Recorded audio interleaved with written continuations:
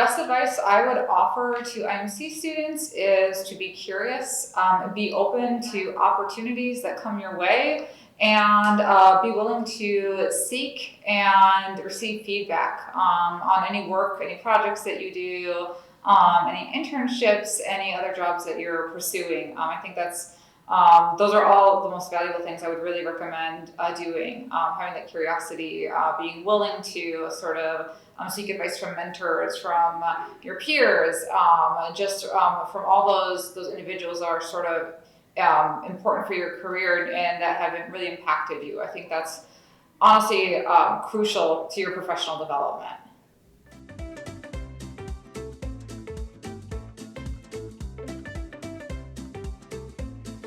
I think that I am always having to stay on top of the challenges and national priorities for healthcare as a whole in the country and even globally.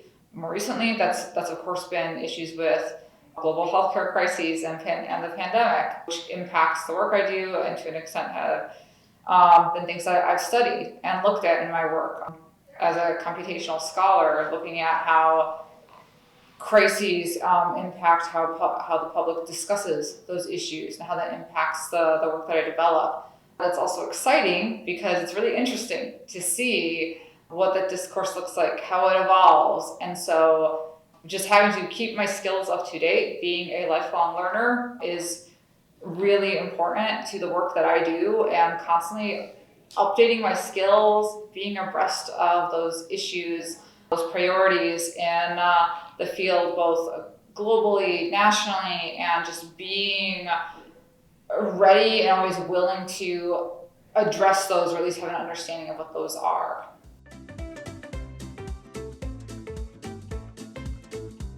I think that at its core, an effective campaign would include formative, ongoing, and summative research that helps to essentially evaluate benchmarks for success in that campaign.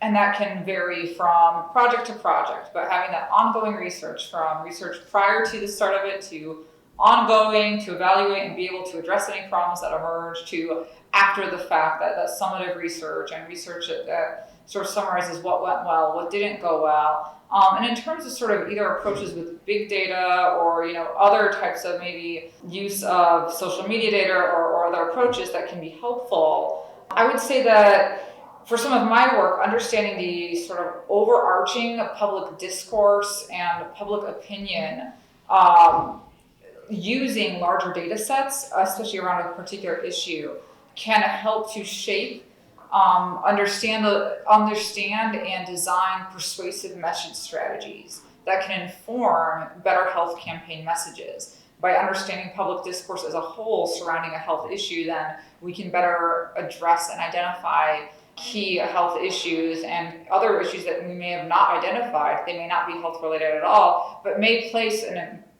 may have important value on the conversation and a piece that may need to be addressed in a campaign or an intervention.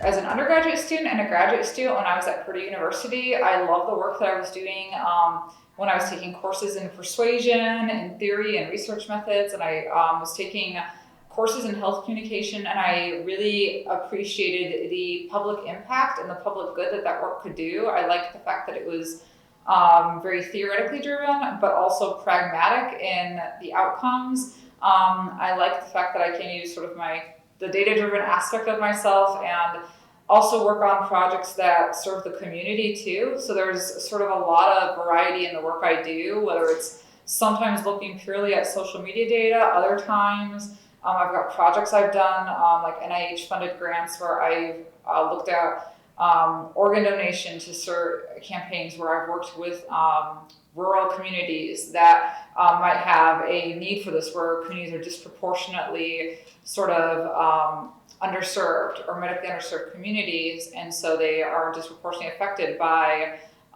sort of health burdens, or they're at risk or at need for donation.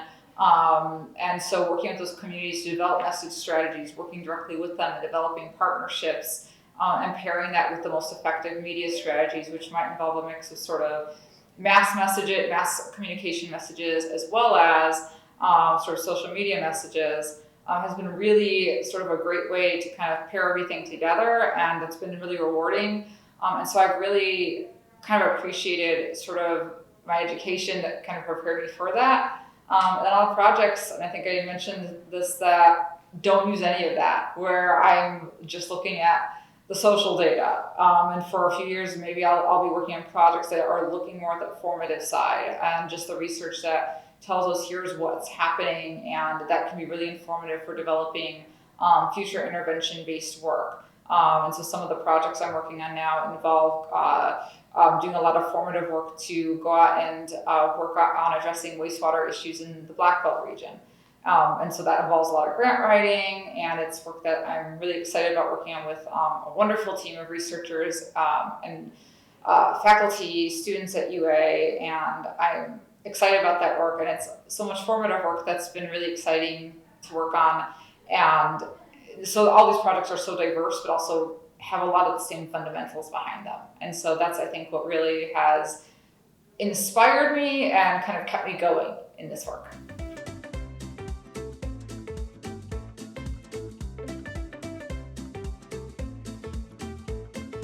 I'm actually going to pivot here and describe one that's a little bit different, since I just described the campaign. I guess can I describe two briefly?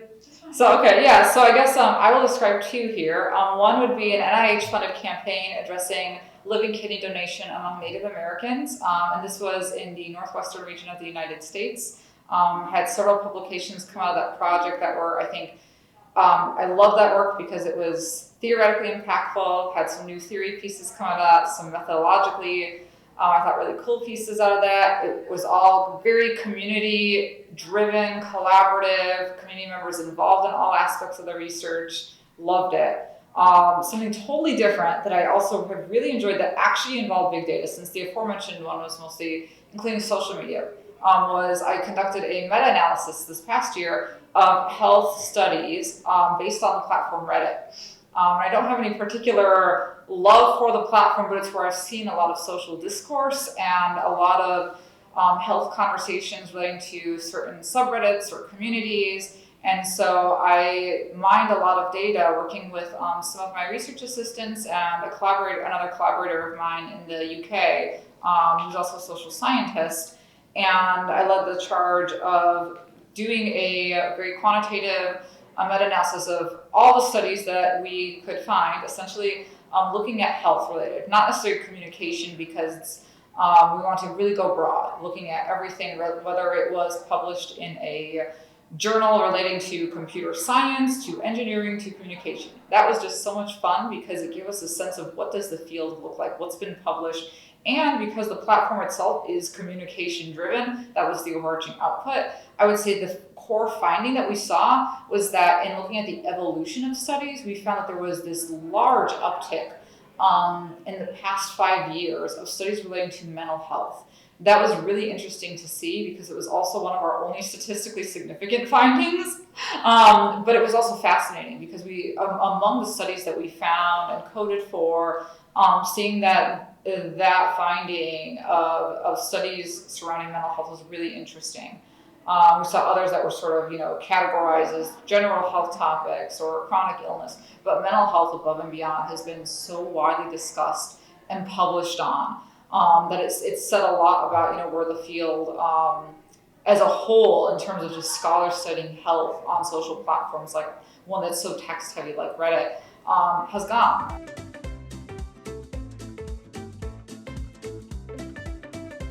It's difficult lately because I'm so busy with my research. I love art. I love to paint. It's something I've been doing my whole life. I'm a self-taught artist. I really enjoy just being able to, lately I've really been honestly loving doing like pet portraits, like just painting like pets, usually for friends or family, or just like, it's just very relaxing. I don't have a lot of time these days, but I really do love kind of having like a side passion project. And when I have the time, I do try to. And it's really just for myself at this point, myself, friends, and family, and something I really do love to do. I am having a fantastic time at IMC Connect, and my favorite part I would say honestly, I really enjoyed moderating the panel I was on. I had so much fun with the questions and seeing folks respond. And along with that, I think that I also love being on a panel yesterday talking about giving career advice and talk about my own experiences, because it gave me a chance to reflect on and kind of let others know, here's what I would have done differently, and here are some, I like to give very direct advice, so I like to say, here's what I would here's what I would instruct you to do directly. And I really love being able to sort of talk about those things. I really have also loved forming connections. So just in the last day, I have met so many new friends and new colleagues that I'm really excited to connect with. And so I'm hoping to come back like next year, whether I can either assist or visit, or just like, I really have thought this has been a fantastic event. I would absolutely recommend my colleagues attend, students, whether they're undergraduate or graduate students, attend. It's honestly just been a really wonderful professional development event, and I can't recommend it enough.